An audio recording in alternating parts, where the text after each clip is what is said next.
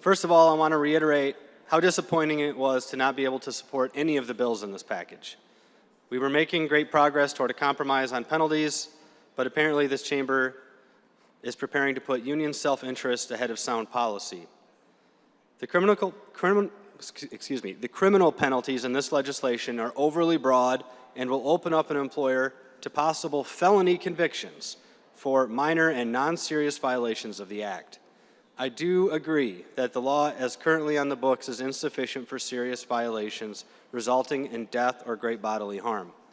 But we should have been able to reach a compromise on lesser offenses, which should be handled through the administrative fine process.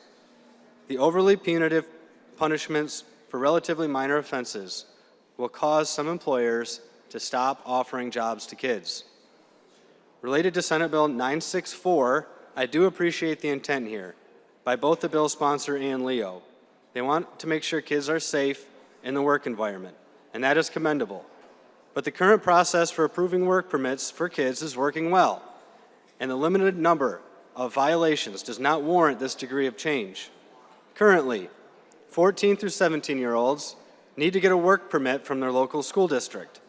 This package would replace this process with a state-run bureaucracy, big government registry. It's requiring kids and their employers to sign up through the government for permission to get a job. This is government overreach, and it is unnecessarily moving something that is best administered at the local level to a state bureaucracy. Many employers who fully comply with the law as it stands today will simply choose to not participate in this registry, and kids will be missing out on job opportunities.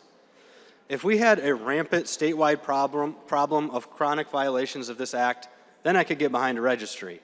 However, that is not the case. There are occasionally a few bad actors. Everyone else follows the law. I remain unconvinced that adding bureaucracy would have prevented any of the recent high-profile cases involving violations of the law. I have spoken to local school administrators, and the current process is very easy, and they are in the best position to know whether or not a student is academically ready to take on a job. A state bureaucrat in Lansing is not going to know a kid better than a school administrator that sees a kid every day. If there are any issues that arise, it is a whole lot easier to find a local school administrator rather than a state employee somewhere in Lansing. The thing that concerns me most with this registry is the high probability that many employers will simply stop hiring kids. This is especially true when many entry-level jobs are on the cutting block due to the minimum wage increases that are set to take effect. I know from my own experience that when I was younger, having a job was extremely important. I was able to save for college, pay for some expenses myself, which helped my parents out, and I also learned the value and dignity that comes from a hard day's work. We have an entire generation of kids right now that are in an unprecedented state of mental distress with mental health issues. I very much believe that a young kid who is struggling may very well find meaning in their life through a job. I want to make sure these opportunities are there for our kids. I agree with the supporters of these bills that the safety of our kids should be a top priority, including in the workplace. I do commend my colleagues for their intentions of this bill package, as I know they are genuine. That being said, I firmly believe that safety can be promoted without pushing law-abiding employers away from hiring kids. I encourage a no vote.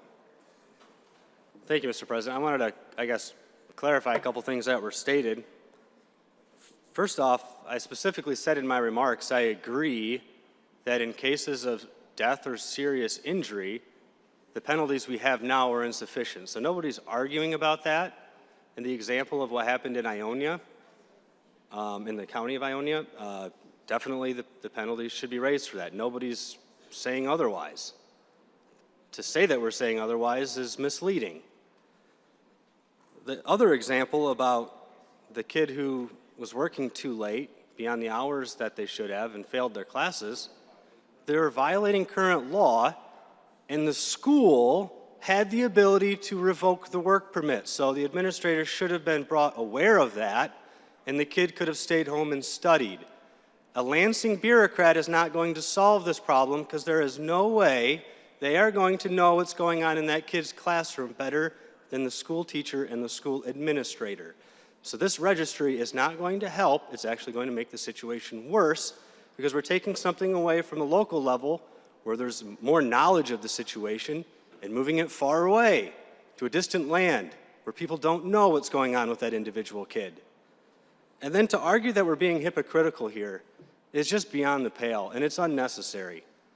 I, in my remarks, tried my best to keep it measured and give credit where credit is due. I know the intent here is to try to make our laws work better and try to keep our kids safe. However, looking at the big picture, I think it's going to just crush the industry and kids just aren't going to work. Yeah, we're going to keep kids safer because they're not going to do anything. They're going to sit at their home, play video games, maybe start smoking pot. That'd be great. Who knows what they're going to get into? It'd be better if they were out learning some life skills. That's what our side of the argument it is. It's not being hypocritical in the slightest. Thank you, and I request my remarks be printed in the journal.